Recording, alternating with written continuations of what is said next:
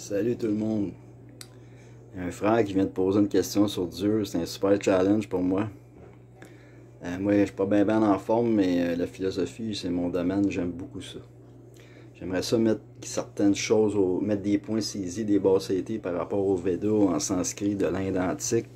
Que personnellement, moi, dans mes recherches, d'après avoir étudié à peu près toutes les philosophies qui existent, j'en ai oublié, mais disons que les principales, j'en suis venu à la conclusion que les Védas de l'Inde, la Bhagavad Gita, c'est ce qu'il y avait de plus réaliste par rapport à Dieu. Ok.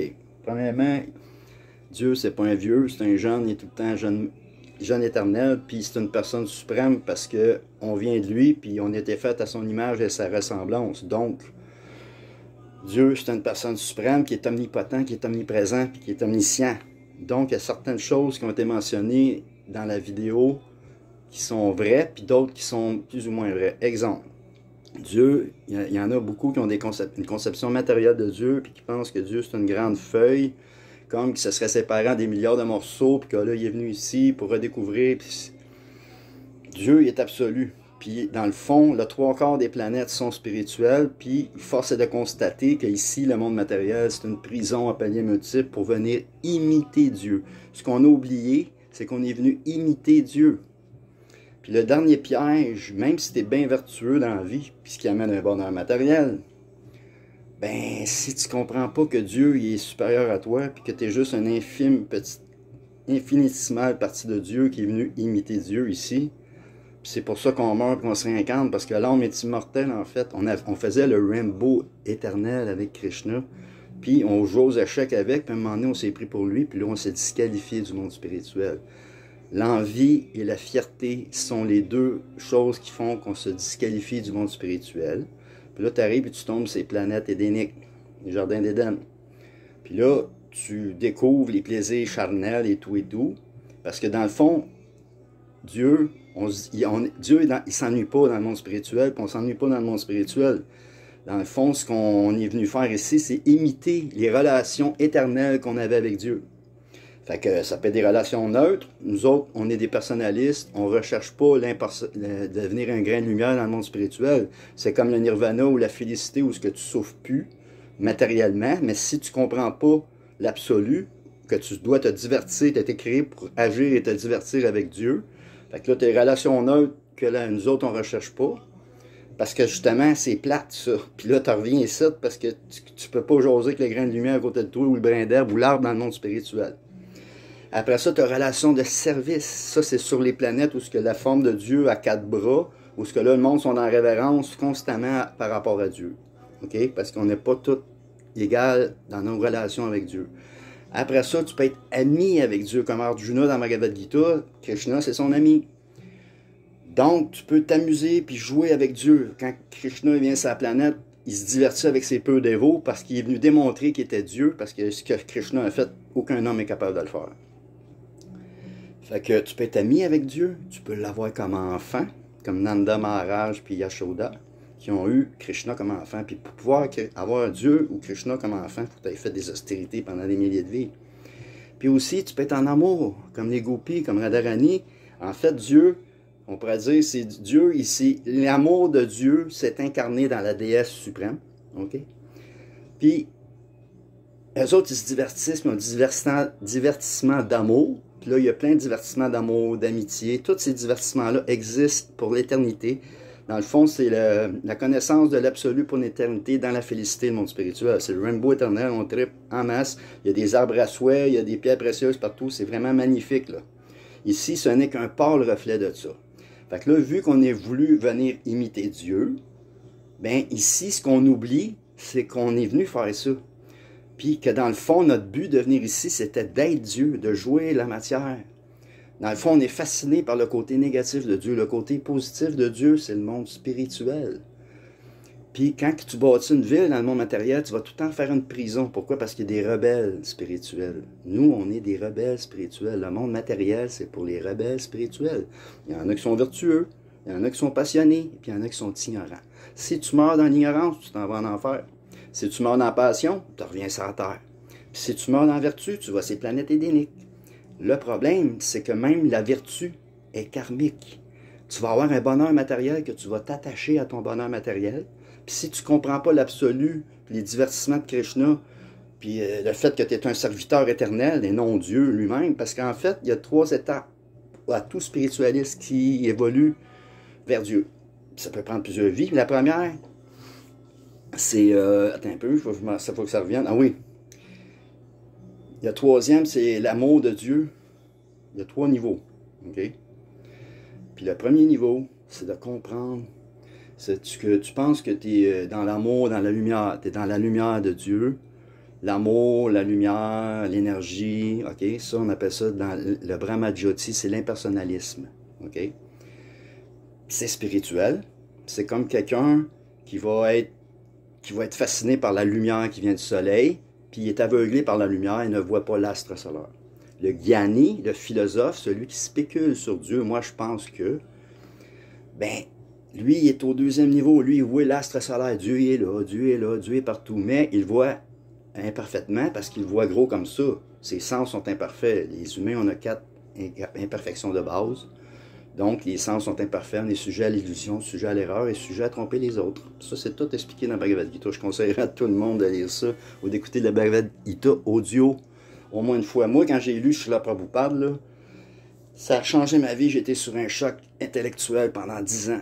J'ai lu la Bhagavad Gita pendant 10 ans, tout en sachant que je n'étais pas capable de le faire. Mais on m'a demandé de le faire parce que j'ai une bonne mémoire.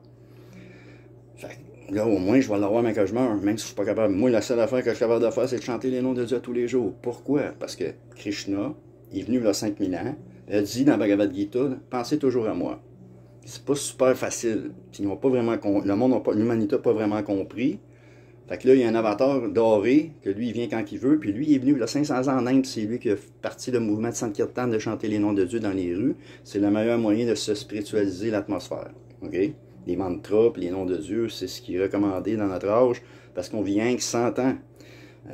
On nous fait croire qu'on est en évolution, c'est complètement le contraire. Il y a eu un âge d'or, un âge d'argent, un âge de bronze, puis là on est dans l'âge de fer, ça 5000 ans, le Kali Yuga. La spiritualité est en dégradation, c'est l'hypocrisie, la querelle, les guerres, à peu près n'importe quoi. On est dedans, ça fait 5000 ans. Fait qu'à chaque fois que Krishna vient, c'est à la fin de l'âge de bronze pour le début de l'âge de fer. Puis quand il quitte la planète, c'est l'âge de Kali qui commence. Donc, le but de la vie, c'est de comprendre et aimer Dieu avant de mourir complètement. Sinon, ton faux ego, parce que l'ego, c'est nous, c'est l'homme. Le problème, c'est le faux ego. L'identification au corps, l'identification au mental, l'identification à l'intellect. Ça, si tu penses à ça, si tu as des attachements matériels, des aversions, mais que tu meurs, tu vas revenir dans Samsara, la roue des morts et des renaissances sans fin ou presque. Parce que la seule manière que tu peux quitter tout ce monde matériel-là, c'est de complètement t'abandonner, d'être complètement dans l'amour de Dieu, un peu comme Jésus a fait. Dans le fond, quand Jésus a dit « Je suis le chemin, la vérité et la vie, nul ne vient au Père que par moi », ce qu'il voulait dire, en fait, ça a été très mal interprété, il ne parlait pas d'exclusivité, j'en ai parlé l'autre fois sur le pose de Jésus. Il parlait qu'il fallait faire comme lui, être prêt à mourir pour notre prochain. C'est le plus beau sacrifice que tu peux faire, c'est pour mourir pour ton prochain.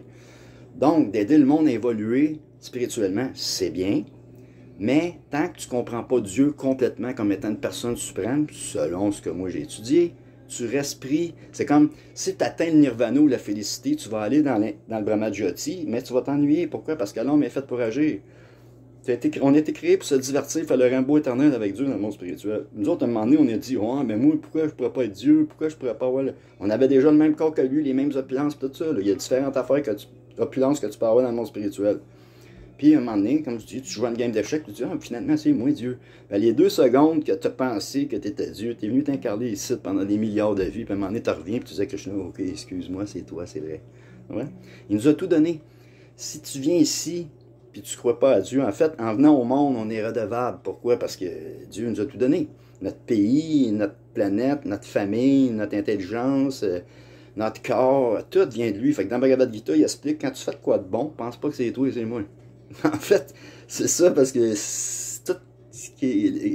tous les talents dans l'homme viennent de Dieu. Puis nous, on a choisi, on est marginal, on est des jivas. Nous autres, on a le choix d'être dans le positif ou dans le négatif. puis on est fasciné par le négatif, c'est-à-dire la prison matérielle de panier multiple. Il y a des planètes édéniques, il y a des planètes comme la Terre, puis il y a des planètes infernales. Mais toutes ces 3 sortes de planètes-là, -là, c'est tous des corps humains. Puis ça, là, il y a juste 5% des chances que tu aies un corps humain. 95 autres % d'incarnation, là, les plantes, les animaux, toute la quête, on a tout essayé, des bactéries, c'est... Fait que, pourquoi que la vache est sacrée en Inde? Parce que c'est la dernière incarnation que l'homme a avant d'avoir un corps humain. Mais, désolé pour les vegans, dire, en Inde, c'est le seul moyen de pouvoir avoir des protéines animales sans tuer l'animal. En Occident, c'est pas ça qu'on fait, là, mais en Inde, ils protégeaient la vache.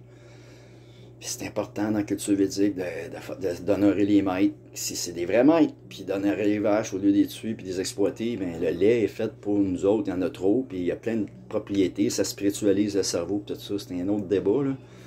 Mais bon, grosso modo, c'est ça. Puis il y avait aussi, ouais, ok, Dieu, le sexe, les cycles, et des cycles sans fin, il y en a plusieurs. En tout cas, je pense que j'ai essayé de répondre à une couple de questions qui ont été soulevées.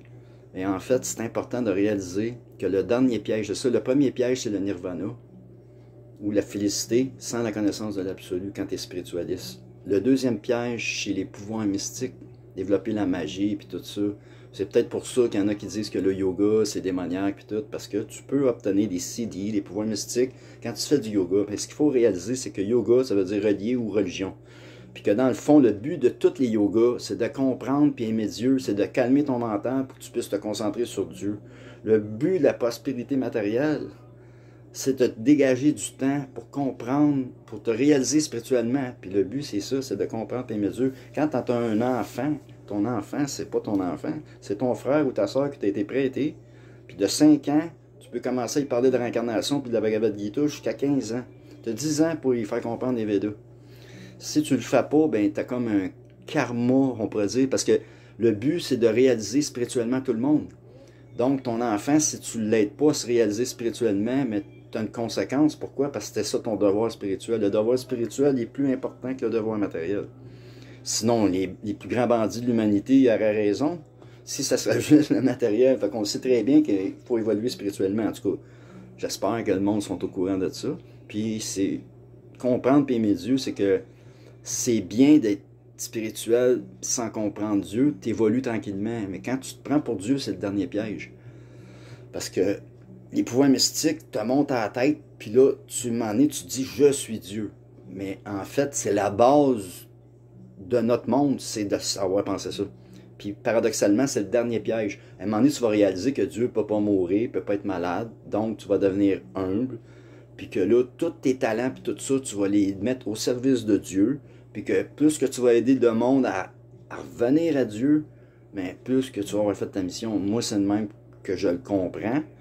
Mais il y a différentes étapes. Tu peux aider au monde à aller dans la lumière, tu peux aider au monde à aller dans la philosophie, dans le gyani. Puis tu peux aller au monde à aller dans la dévotion. L'amour et la dévotion à Dieu, c'est ce qu'il y a de plus high sur la terre. Si tu consacres ta vie à aimer Dieu, puis à servir ton prochain, puis tout ça, c'est ça, quelqu'un qui pense à Dieu, puis qui comprend ses divertissements en mourant, il va retourner au monde spirituel. Il y a plein d'histoires dans le Srimad Bhagavatam, dans Bhagavad Gita, où ça explique les divertissements de Dieu avec ses dévots. Puis, dans le fond, Dieu, quand on se masturbe, c'est pas Dieu qui nous juge, c'est nous qui s'éloignent de lui. Dieu n'a pas besoin de nous. C'est nous qui avons besoin de lui. Fait que dans le fond, si tu donnes ton argent à quelqu'un que c'est un charlatan, parce que fou gourou, ça se peut pas, parce que gourou, ça veut dire maître authentique. Malheureusement, là, il y a beaucoup de monde qui sont pas des maîtres authentiques, puis qui ont sali le terme gourou, parce qu'aujourd'hui, en Occident, gourou, c'est rendu péjoratif. Fait que là, je suis rendu à 14 minutes 20, c'est assez, sinon ça va être trop long. Mais en tout cas, merci beaucoup pour le challenge. J'ai une chaîne YouTube où je donne beaucoup d'informations. Il y a des descriptions. Moi, j'invente absolument rien. Je ne suis pas un spéculateur. Tout ce que je dis vient de la Bhagavad Gita. Puis telle qu'elle est de Shri Prabhupada, que pour moi, c'est la réincarnation de Jésus sur Terre, qui est venu donner la vérité sur notre Père.